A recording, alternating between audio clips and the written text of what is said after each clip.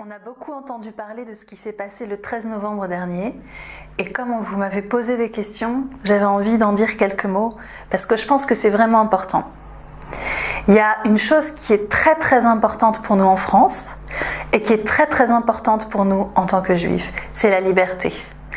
Et la liberté en France, elle a été affirmée comme une liberté pour tout le monde à partir de la Déclaration des droits de l'homme et du citoyen en 1789. Et la liberté en France, elle est garantie par plein de lois très importantes. Et la liberté dans le judaïsme, vous en avez entendu beaucoup parler parce qu'on la célèbre et on en fait des fêtes extraordinaires. Et en particulier cette fête de Pessah qui parle de la liberté, de la libération, de la sortie d'Égypte. Vous savez, c'est cette fête où les enfants posent plein de questions parce que c'est ça la liberté, c'est poser des questions. C'est là où vous chantez Manishtana et c'est là où on mange de la matzah toute plate exprès pour s'encourager à poser des questions et à réfléchir parce que pour nous c'est important et que pour nous c'est ça la liberté. Alors on est libre et puis de temps en temps on ne peut pas faire tout ce qu'on veut quand même parce que les autres aussi sont libres, donc on ne fait pas ce qu'on veut et alors on est peut-être un petit peu fâché et puis ensuite on trouve une autre façon de passer un bon moment, de faire ce qu'on veut sans gêner les autres. Normalement c'est comme ça que ça se passe. Il y a des pays où la liberté n'existe pas, où il y a certains qui essayent d'obliger les autres à faire ce qu'ils veulent. Et c'est pour ça qu'il y a des gens qui quittent, qui s'enfuient de ces pays-là et qu'on essaye d'accueillir en France. Et puis il y a aussi des gens dans ces pays-là qui veulent imposer leur vision, qui veulent empêcher de poser des questions, qui veulent dire aux autres ce qu'ils doivent faire, qui veulent avoir toute la liberté et qui veulent que les autres leur obéissent. Et ça ne marche pas. Parce qu'en France, on ne fonctionne pas comme ça. On n'autorise pas ça. Donc ceux qui veulent couper et casser la liberté, ils ne peuvent pas. Et ce qui s'est passé le 13 novembre, c'est que comme ils ne pouvaient pas, ils ont essayé autre chose et ils ont fait ce qu'on appelle des attentats, on les appelle des terroristes, parce qu'ils essayent de nous faire peur, de nous terroriser, ça veut dire faire peur, pour nous empêcher d'avoir cette liberté, d'être dans la vie et d'être heureux. Et peut-être que nous on soit blessés, qu'on soit triste et qu'on sache plus réfléchir et qu'on devienne violent comme eux. Et en France, on n'est pas d'accord. C'est pour ça qu'en France, vous l'avez vu, il y a plein de gens qui ont amené des fleurs, plein de gens qui ont allumé des bougies chez eux, un peu comme nous on allume nos bougies de Hanouka, plein de gens qui ont mis des petits messages. Et c'est pour ça aussi que dans notre tradition, on n'est pas d'accord non plus. On défend la liberté, c'est très important.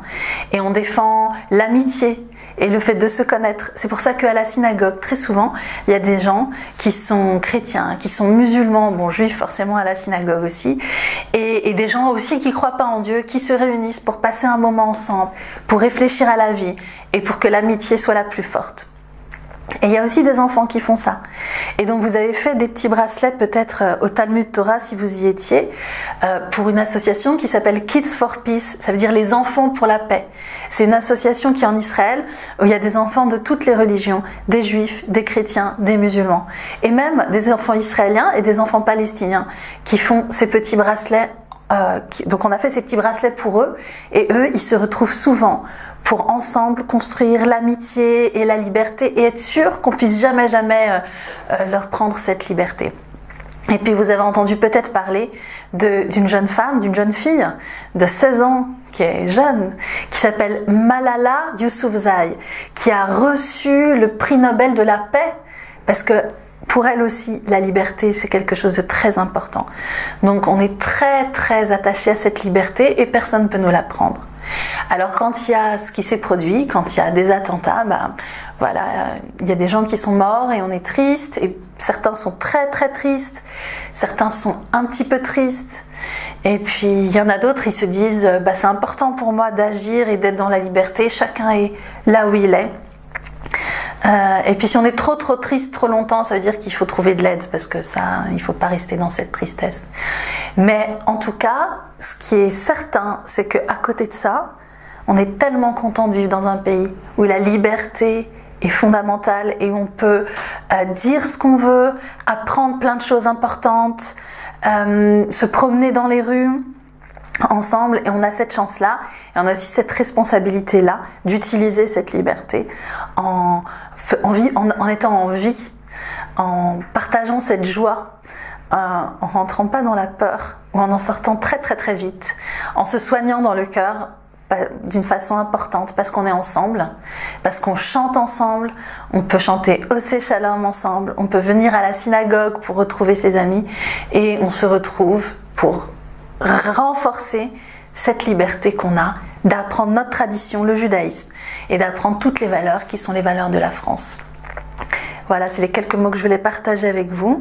J'espère qu'ils vous nourriront le cœur, chacun un petit peu au niveau où on est. Et voilà, on continue.